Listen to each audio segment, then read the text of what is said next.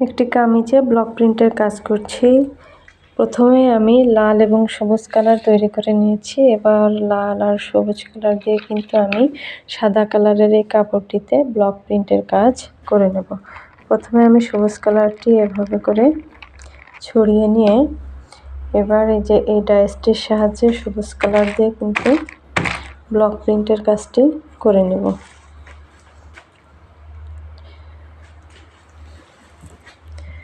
আমি এইখানে ঠিক এই সোজাসুজি ডাইস বসিয়ে কাজ করে নেব। দেখেন কাজগুলো কত সুন্দর ও নিখুঁতভাবে হচ্ছে। এটার সামনে কামিজের সামনের পাটের ডিজাইনের কাজ চলছে।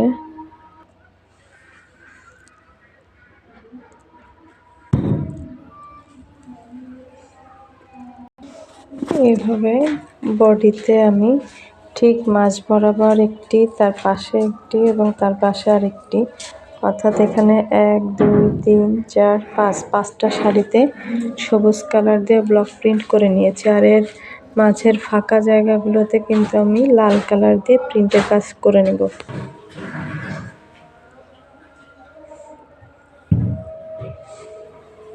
আমি সবুজের ফাঁকা জায়গাগুলোতে কিন্তু লাল কালার দিয়ে কাজ করে নিচ্ছি। যে সুন্দর এই ডাইসটি দিয়ে এভাবে পুরো কাপড়ে আমি ব্লক প্রিন্টের কাজ করে নিচ্ছি।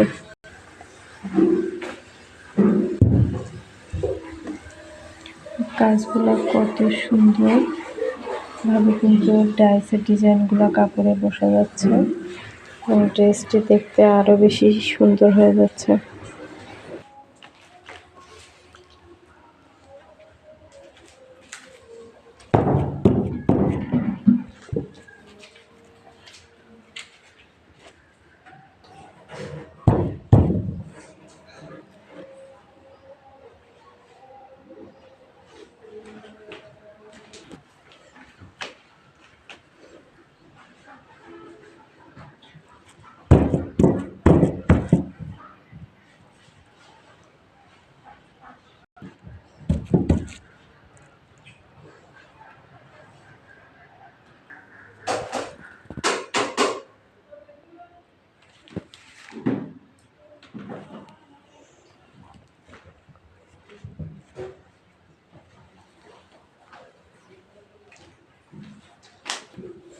এবার কিন্তু আমি রিপিট ডাইসের কাজ করব। রিপিট ডাইসের কাজ করার সময় খুবই সাবধানে কাজ করতে হয়, কারণ ডিজাইনে মিল করে কিন্তু ছাপটা বসাতে হয়।